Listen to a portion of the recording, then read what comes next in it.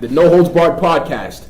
Now, as you know, Triple H has been off TV for some time. Since WrestleMania. Pretty much, but he's made some backstage appearances at NXT. He's been promoting the show very heavily. But this episode is dedicated to the man Triple H. Now, the question is, what should Triple H do when he comes back on television, and how should he be booked? Now, if I had it my way, my main purpose and my main goal for Triple H going forward, if he was to be brought back to the WWE, 2 words: Bobby Roode. Here's what I would do with that. Now, I would literally have Triple H be the Ric Flair of today, in a sense, and kind of be the manager of Bobby Roode. Kind of how like Ric Flair was managing not only Triple H, but Randy Orton and Batista at the time, just kind of, solidifying the fact that he is not only the now, he's the tomorrow, and he's the forever. Because honestly, if you look at it, Bobby Roode and Triple H, they're similar in looks, cosmetically. They have similar builds. They kind of wrestle the same way. They have like the same amount of aggression on the microphone, and they're both believable guys that you don't want to get into a fight with in the alley. So I would definitely do that. I would absolutely book Bobby Roode as a heel, and also, I would also show some versatility with Triple H, and I would also, now believe it or not, he's still good inside of the ring. I would have them be a tag team as well. So not only would I have Bobby Roode be a mid-carder to be started off with, but also a tag team champion too, to show multiple gold. Because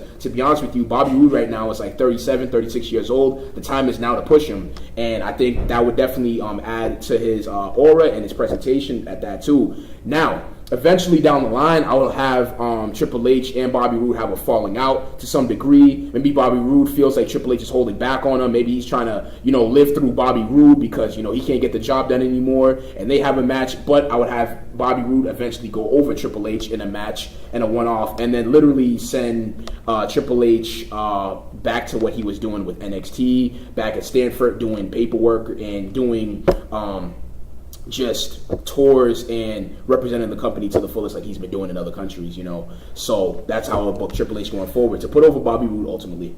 You know what? I can't be mad at that. Bobby Roode, well-established veteran, really great work on TNA for years.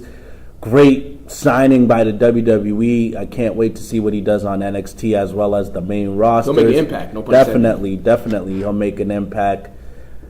Great idea. But I would go a little bit of a different route. You had 2 words, Bobby Roode. I have 3 words, Seth freaking Rollins. Now, it's no secret that the feud that Triple H was supposed to have before Seth Rollins got hurt was supposed to be Seth Rollins versus Triple H at WrestleMania. That didn't happen. Seth Rollins got hurt. Injuries happen. You can't really predict them. But now that Seth is back and healthy and better than ever, this is how I would pick the man's return. This is how I would pick Hunter's return.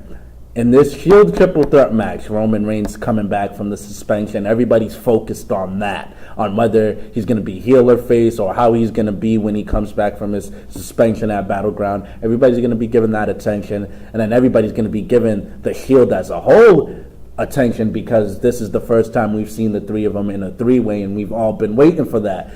And then I would have this go a lengthy triple threat match, like 25 to 30 minutes, have them tear it up, and then have some type of sequence when everybody's knocked out. And as we know, triple threat is no DQ rules, so that's run-ins are illegal. And then out of the blue, we see Seth Rollins going for a pedigree he pedigrees Roman Reigns, and then we see him going for a pedigree on Dean Ambrose. Triple H comes out, bam, sledgehammer to Seth Rollins. Whoa. Hits him, batters him. Didn't see that coming. But bloodies him up just like he did to Roman Reigns. Beat him down. It comes down to Ambrose and Reigns. Reigns just came back from a suspension, so I would not reward him by giving them the title back. I would keep the title on Ambrose. But ultimately, you already planted the seeds of Rollins versus Triple H for SummerSlam. Then I would carry that feud and have basically a mentor versus protege feud. This is going to plant the seeds for Seth Rollins to fully turn heel. I mean, not heel, excuse me, face. I know you've wanted that for a long time, Marcus. Since day one, since he came back. So that's going to kill two birds with one stone. You get the payoff that they were supposed to have before Seth Rollins got hurt, but also Seth Rollins will establish himself as a legend by beating Triple H and going over and establish himself as a babyface. But also, you could possibly, I don't know if Triple H has plans to retire, but let's be honest, he's done everything there is to do in the wrestling business. He could focus on the executive role fully and it'll be all right. The product wouldn't suffer too much. Why not have it pay off ultimately with the retirement match? Seth Rollins retires Triple H. Boom. That's instant pop, instant heat for Triple H, and instant legend for Seth Rollins. Seth Rollins, retires Triple H. Yeah, he don't need to wrestle no more. He don't need to. I understand that. He still brings it in the ring. He's still a veteran, but he don't need to wrestle no more. Seth of all people. Do you hold Seth in a positive main event light or not? No, I do, but I'm just trying to sense. He was the future. They endorsed him for so long. They were talking about how good he is. Why not show us how good he is by beating the man who babied him all this time? He was hiding behind the authority.